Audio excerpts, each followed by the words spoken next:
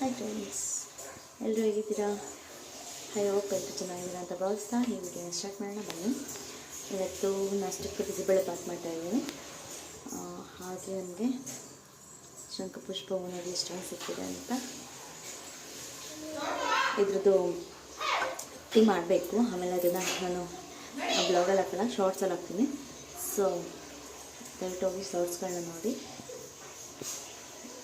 ಇವಾಗ ಬಿಸಿಬೇಳೆ ಬಾತ್ ಮಾಡಿದ್ಮೇಲೆ ನಿಮ್ಗೆ ಏನಾದರೂ ನಾವು ಮಾಡೋ ಬಿಸಿಬೇಳೆ ಬಾತ್ ರೆಸಿಪಿ ಬೇಕಂದ್ರೆ ಕಮೆಂಟ್ ಮಾಡಿ, ಇನ್ನೊಂದು ಮಾಡ್ತೀನಿ. ಸೊ ಈಗ ಅದೆಲ್ಲ ತರಕಾರಿ ಎಲ್ಲ ಹಾಕಿಟ್ಟಿದ್ದೀನಿ. ಈಗ ಒಗ್ಗರಣೆ ಹಾಕಬೇಕು. ನಾನು ಇಲ್ಲೇ ಇರೋದ್ರಿಂದ ಹೊಸುಗೆ ಬೇಗ ನಾಷ್ಟ ಮಾಡೋದು ಹೇಳಿದ್ದಾರೆ. ಇವತ್ತಿನ ಸ್ಕೂಲ್ ನೆನ್ನೆನ ಸ್ಟಾರ್ಟ್ ಆಗಿತ್ತು, ಬಟ್ ಇವತ್ತಿಂದ ಹೋಗ್ತಾಯಿದ್ದೆ ನಾನು.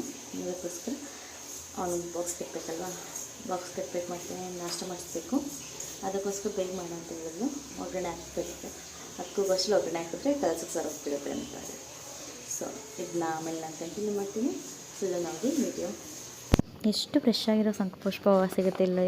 ನಾವಂತೂ ನೋಡ್ತಿದ್ರೇ ಎಷ್ಟು ಕ್ಯೂಟಾಗಿರುತ್ತೆ. ಆವಾಗೇ ಟೀ ಮಾಡ್ಕೊಂಡು ಕುಡಿಬೇಕು ಅನಿಸುತ್ತೆ, ಬಟ್ ಟೈಮೇ ಆಗೋಲ್ಲ. ಅಷ್ಟರಲ್ಲಿ ಬಿಸಿಬೇಳೆ ಬಾತ್ ಅಂತೂ ರೆಡಿ ಆಯಿತು. ಪಕ್ಕದಲ್ಲಿ ನನ್ನ ಮಗಳಿಗೆ ಅಂತ ಖಾರಕ್ಕೆ ಕಡಿಮೆ ಹಾಕ್ಬಿಟ್ಟು ಸ್ವಲ್ಪ ಇದನ್ನು ಮಾಡಿದೆ. ಬಟ್ ಅವಳು ಆಮೇಲೆ ತಿನ್ಸೋಣ ಅಂದ್ಕೊಂಡೆ. ನನ್ನ ತಂಗಿ ಮಗ ಸ್ಕೂಲ್ಗೆ ಲೇಟಾಗಿಬಿಡುತ್ತೆ ಅಂತ ಹೇಳಿ ಅವಳು ತಿನ್ನಿಸ್ತಾಯಿದ್ಲು. ಪಕ್ಕದ ಪ್ಲೇಟಲ್ಲಿ ಸ್ಕೂಲ್ ಲಂಚ್ ಬಾಕ್ಸ್ಗೆ ಅಂತ ರೆಡಿ ಮಾಡಿಟ್ಟಿಲ್ಲಿ. ಇವಳಂತ ನನ್ನ ಮಗಳು ನಾನು ತಿಂತೀನಿ ಅಂತೇಳಿ ಒಂದು ಚಿಕ್ಕ ಬಟ್ಲಿಗೆ ಹಾಕ್ಸ್ಕೊಂಡಿದ್ದಾಳೆ.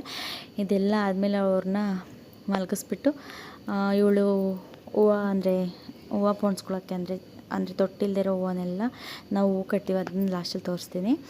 ಮಲಗಿಲ್ ನೋಡಿ, ಎಷ್ಟು ಚೆನ್ನಾಗಿ ಕೈ ಇಟ್ಕೊಂಡು ಮಲಗಿದ್ದಾಳೆ. ಇವಳು ಮಲಗಿರೋ ಟೈಮಲ್ಲಿ ನಾನು ಶಂಖಪುಷ್ಪ ಹೂವು ತೋರಿಸಿದ್ನಲ್ಲ, ಅದ್ರ ಟೀ ಮಾಡ್ತಿದ್ದೀನಿ.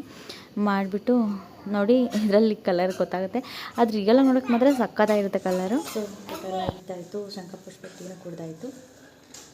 ಇವಾಗ ಫ್ರೀಯಾಗಿದ್ದೀವಿ ಅಂತ ಹೇಳಿ ಒಂದು ಕೆಲಸ ಮಾಡ್ತಿದ್ವಿ, ಏನಂತ ತೋರಿಸ್ತೀನಿ ನಿಮ್ಗೆ. ಸೊ ಏನು ಕೆಲಸ ಅಂದರೆ ಹೂವು ಕಟ್ಟೋದೇನೆ. ಸೊ ಅಷ್ಟು 1 kg ಹೂವು ಕಟ್ಟಿದ್ರೆ 10 ರೂಪಾಯಿ. ಅದು 1 kg ಹೂವಿಗೆ 2-3 ಮಾರು ಕಟ್ಬೋದು. ಸೊ ಅಷ್ಟೆಲ್ಲ ಕಷ್ಟಪಟ್ಟು ಕಟ್ಟಬೇಕು ಅನಿಸುತ್ತೆ. ಅಂದರೆ ಫ್ರೀಯಾಗಿದ್ದೀವಿ ಅಂತ ಹೇಳಿ ನಾನು ನನ್ನ ತಂಗಿ ಮಕ್ಕಳನ್ನೆಲ್ಲ ಬಿಟ್ಕೊಂಡು ಕಟ್ತೀವಿ. ಅಂದರೆ ಟೈಮ್ ಪಾಸ್ ಹೋಗುತ್ತೆ. ನಾವು ಸುಮ್ಮನೆ ಈಗ ಮನೇಲಿರ್ತೀವಲ್ಲ, ಟೈಮ್ ಪಾಸ್ ಆಗುತ್ತೆ ಅಂತ ಹೇಳಿ. ಸೊ ನಮಗೂ ತೋರಿಸ್ತೀನಿ ಬನ್ನಿ. ನೋಡಿ, ಹೂವನ್ನೆಲ್ಲ ಹಾಕೊಂಡು ಕೊಡ್ತೀವಿ. ಅದರಲ್ಲಿ 6 kg ಹೂವು ಇತ್ತು. ನಾನು ಹೋಗೋಷ್ಟು ನನ್ನ ತಂಗಿ ಸ್ವಲ್ಪ ಕಟ್ಟಿದ್ದಾಳೆ. ಅದಕ್ಕೆ ಪತ್ರೆನೂ ರೋಸ್ ಮಧ್ಯೆ ಹಾಕ್ಬೇಕಂತ ಹೇಳ್ತಾರೆ. ನಾವು ಕಟ್ಟಲೇಬೇಕಂತ ಏನಿಲ್ಲ, ಫ್ರೀಯಾಗಿ ಕೂತಿರ್ತೀವಿ. ಮತ್ತು ಎಷ್ಟು ಟೈಮ್ ವೇಸ್ಟ್ ಆಗ್ತಿರುತ್ತೆ. ಅದಕ್ಕೋಸ್ಕರ ಇಷ್ಟು ಹೂವು ಕಟ್ಟಿದ್ರೆ 60 ರೂಪಾಯಿ ಅಷ್ಟೇ ಬರೋದು. 6 kgಗೆ 60 ರೂಪಾಯಿ ಬರುತ್ತೆ. ಮತ್ತು ಕಟ್ಟೋಷ್ಟರಲ್ಲಿ ತುಂಬ ಬೆನ್ನೋವು, ಕೈ ಅಂದರೆ ಸ್ವಲ್ಪ ಹಿಂಗೆ ಕಟ್ಟೋವನ್ನೆಲ್ಲ ನೋವು ಬರುತ್ತೆ. ಮಕ್ಕಳನ್ನೆಲ್ಲ ನೋಡಿ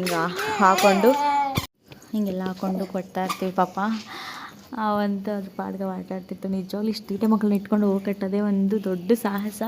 ಕೊನೆಗೆ ಇಷ್ಟ ಆಯಿತು. ಅದಾದಮೇಲೆ ನಾವು ಸಂಜೆಗೆ ನೋಡಿ ನನ್ನ ಮಗಳು ಹೆಂಗೆ ಮಾಡ್ತಿದ್ದಾಳೆ ಅಂತ, ಸಂಜೆಗೆ ನುಗ್ಗೆ ಸೊಪ್ಪಿನ ಸಾರು ಮಾಡೋಣ ಅಂತ ಹೇಳಿ ರೆಡಿ ಮಾಡ್ಕೋತಾ ಇದ್ವಿ. ನನ್ನ ಮಗಳನ್ನ ಮಾತಾಡ್ತಿದ್ದಾಳೆ. ಅವ್ರ ಅಣ್ಣ ಬಂದಷ್ಟೇ ಸ್ಕೂಲಿಂದ. ಸೊ ಇಷ್ಟೆಲ್ಲ ಆದಮೇಲೆ ನುಗ್ಗೆ ಸೊಪ್ಪು ಸಾರಿಗೆ ಬೇಳೆ ಬೇಕಂತ ಹೇಳಿ ಕಳಿಸಿದ್ದೆ. ಅಂತೂ ಸಖತ್ತಾಗಿತ್ತು. ನಾವು ಊಟ ಮಾಡಿಬಿಟ್ಟು ಇಲ್ಲೆಲ್ಲ ವಾಕ್ ಮಾಡಿ ಹುಡುಗರು ಆಟಾಡ್ತಿದ್ರು. ಇಷ್ಟೇ ಇವತ್ತಿನ ಬ್ಲಾಗ್.